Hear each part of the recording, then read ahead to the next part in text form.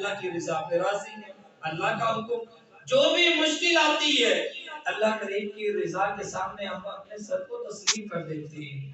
تو وہ دین جس پہ ہم عمل کر رہے ہیں اسلام، ہمیں اپنے اسلام پہ فخر کرنا چاہیے۔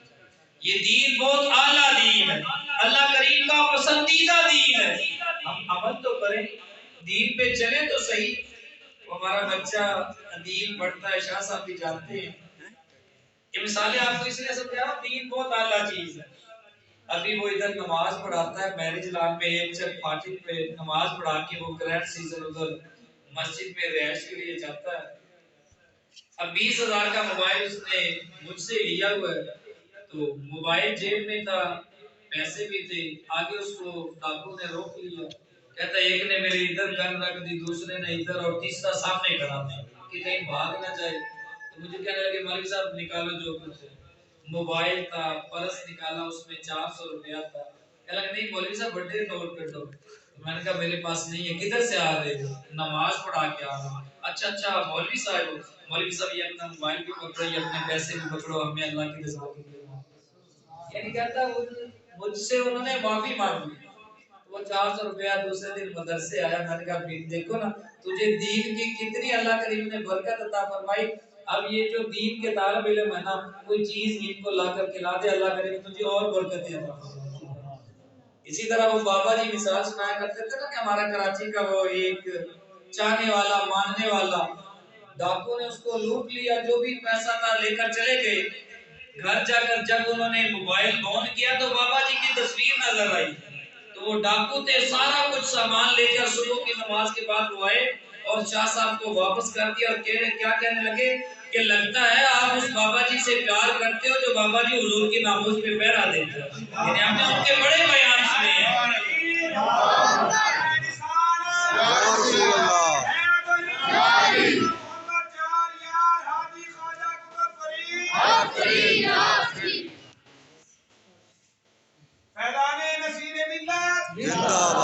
یعنی وہ بابا جی بڑے فرمانے لگے کہ وہ ڈاکو کہنے لگے کہ ہم غدار ڈاکو ضرور ہیں، لیکن ہم آقا صلی اللہ علیہ وسلم کے ناموس کے غدار نہیں ہو سکتے، کہ وہ جو رسول اللہ صلی اللہ علیہ وسلم سے ساتھ محبت کرتا ہے، حضور کے دین کی محبت اس نے لوگوں کے دلوں میں پیدا کی ہے، ہم اس کے ساتھ غداری کریں۔ تو دین بہت اعلیٰ چیز ہے۔ یہ مدرسہ ہے، الحمدللہ آپ سب مدرسے کے ساتھ تعلق رکھتے ہیں، ہم بھی تعلق رکھتے ہیں، تو ہم سب کا یہ فرض بنتا ہے کہ دیکھو نا دین کا ادارہ ہے۔ ایک آپ کو مثال سناتا ہوں، سلطان محمود غزنوی سبکتین بادشاہ، بات کو میری غور سے سننا، یہ جو دین کے طالب علم ہوتے ہیں نا، یہ دین کے ادارے ہوتے ہیں، ان کا محافظ خود رب تعالیٰ ہوتا ہے، اللہ کریم ضرور ان کی مدد کرتا ہے، یہ چلتے رہتے ہیں۔ اگر ہم ساتھ مل کر چلانے کی کوشش کریں گے تو اللہ کریم ہمیں ضرور برکت عطا فرمائے گا۔ تو ہمارے مفتی صاحب بڑی پیاری ایک مثال ہنساتے ہیں، فرماتے ہیں ایک جگہ پہ نا دین کا مدرسہ تھا، مولوی صاحب پڑھاتے تھے، ایک بچہ آ گیا پڑھنے کے لیے، مولوی صاحب کہنے کہ میں تو خود غریب ہوں، دین کا علم ضرور دوں گا لیکن کھانا تجھے نہیں دے سکتا۔ تو بچہ کہنے لگا نہیں کوئی بات نہیں، اللہ کریم کے دین کا علم سیکھنے آیا ہوں، رب تعالیٰ ضرور میری مدد فرمائے گا۔ فرمایا کہ اس بچے نے علم دین حاصل کرنا شروع کر دیا، تو کیا ہوا گاؤں میں سے ایک بندہ مر گیا۔ تو ہوتا ہے نا ہمارے اکثر 40 دن وہ روٹی دیتے ہیں، تو وہ مولوی صاحب کے پاس آئے کہ کسی بچے کی ڈیوٹی لگا دے، ہمارا بندہ مر گیا، ہم نے 40 دن کھانا دینا ہے۔ تو مولوی صاحب بچے کو اٹھایا، لے بیٹا علم کا اہتمام تو پہلے ہو گیا تھا، اللہ کریم نے تیرے رزق کا بھی اہتمام کر دیا۔ 40 دن اس نے روٹی کھائی، جب 40واں دن تھا تو ایک اور بندہ مر گیا، تو وہ پھر آ گئے، تو وہ مولوی صاحب جو استاد صاحب پڑھانے والے تھے ان کا بیٹا دیکھ اللہ کریم نے پھر تیرے لیے رزق کا اہتمام کر دیا۔ پھر ایسا ہوا تو استاد صاحب نے پورے گاؤں والوں کو بلایا اور انہیں اکٹھا کر کے کہا کہ یہ بچہ دین کا علم سیکھنے آیا ہے، خود بخود ہی اس کے لیے روٹی کا اہتمام کر دو، نہیں تو ہر 40 دن کے بعد تھوڑا ایک بندہ چلا جائے گا۔ اللہ کریم اس کو رزق دیتا رہے گا، رزق بند نہیں ہوگا۔ دین کے ادارے چلتے رہتے ہیں، جو دین کے اداروں کے ساتھ وابستہ ہو جاتے ہیں، محبت کرتے ہیں، اللہ کریم انہیں ضرور برکتیں عطا فرماتا ہے۔ آخری بات غور سے سننا ہے۔ تو ایک بادشاہ تھا، اب تین باتوں نے اسے ہمیشہ شک میں ڈالے رکھا۔ پہلی بات کیا تھی؟ وہ سوچتا تھا پتہ نہیں میں اپنے باپ کا بیٹا ہوں یا نہیں۔ کہتا تھا مجھے تو میری ماں نے بتایا نا تو فلاں کا بیٹا ہے، تو پتہ نہیں ماں جھوٹ بولتی ہو۔ ایک بات اسے اس نے شک میں ڈالے رکھا۔ دوسری بات جو تھی وہ اس نے سنا تھا کہ قبر کی زندگی کے بارے میں، کہ مرنے کے بعد جزا اور سزا۔ وہ کہتا تھا یہ کیسے ہو سکتا ہے، جب انسان مٹی بن جائے گا، ریت کے ذرات بن جائے گا، کون اسے دوبارہ زندہ کرے گا؟ جزا اور سزا کا تصور، اس کے بارے میں اسے شک تھا۔ تیسری بات وہ کہتا تھا کہ حضور کی حدیث ہے علماء جو ہیں یہ نبیوں کے وارث ہیں۔ وہ کہتا تھا یہ کیسے ہو سکتا ہے، یہ صفوں پہ بیٹھنے والے غریب سے لوگ یہ نبیوں کے وارث بن گئے؟ نبیوں کا تو اتنا اونچا مقام ہوتا ہے۔ تین باتوں نے اسے ہمیشہ شک میں ڈالے رکھا۔ ایک رات سویا، نیند نہیں آئی، چھت پہ گیا تو اس کے محل کے قریب ایک مدرسہ تھا۔ اس نے دیکھا ایک بچے نے کتاب اٹھائی، سامنے والے گھر کی کھڑکی سے روشنی آ رہی تھی۔ وہ بچہ گیا، اس نے جا کر وہاں پہ کچھ سبق پڑھا، واپس مدرسہ میں آ گیا، پھر گیا، دو چار دفعہ ایسے کیا۔ بادشاہ بڑا حیران ہوا کہ معاملہ کیا ہے، کوئی کتاب ہے بچے کے ہاتھ میں، جاتا ہے روشنی میں، پھر واپس آ جاتا ہے۔ صبح کو اس نے بھیجا اپنے فوجیوں کے، جاؤ اس کو بلا کر لاؤ، فلاں مدرسے سے ایسا بچہ ہے، بلا کر لائے۔ بچے سے پوچھا بیٹا کیا کر رہے تھے، رات کو سوئے کیوں نہیں؟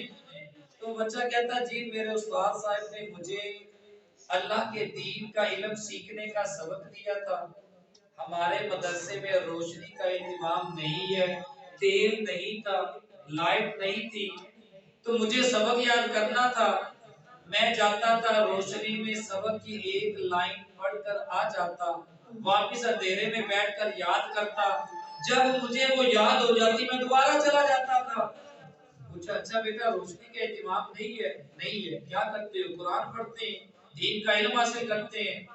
بادشاہ کو بڑا دکھ ہوا۔ اب اس نے اپنی رعایا کو حکم دیا جو اس کے وزیر تھے کہ اس مدرسہ کا تیل جو میری تنخواہ آتی ہے نا اس میں سے پورا کیا جائے اور مدرسہ کے لیے روشنی کا اہتمام کیا جائے کہ آئندہ تیل کی کمی نہ ہو، بچوں کو علم دین سیکھنے میں کوئی مشکل پیش نہ آئے۔ تیل کی کمی کو پورا کر دیا گیا، روشنی کا اہتمام کر دیا گیا۔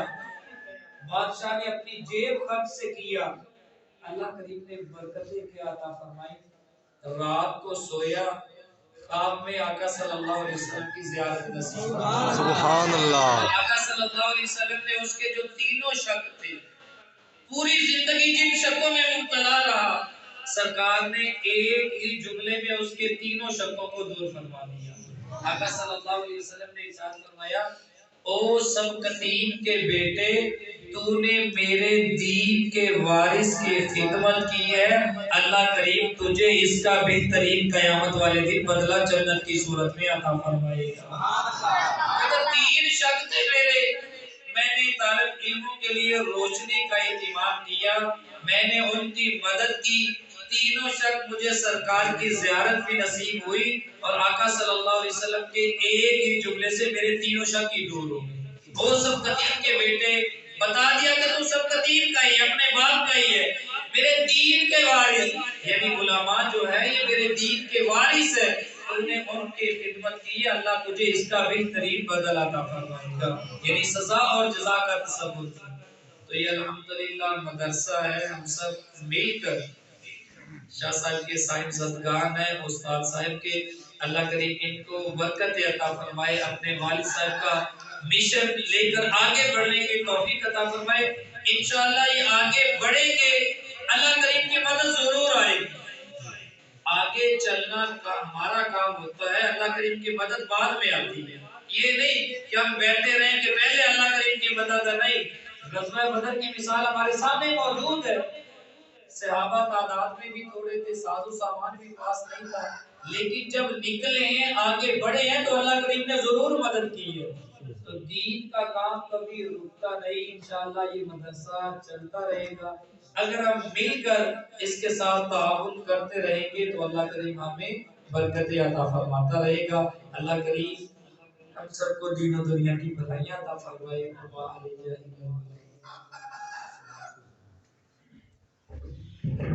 مصطفیٰ جان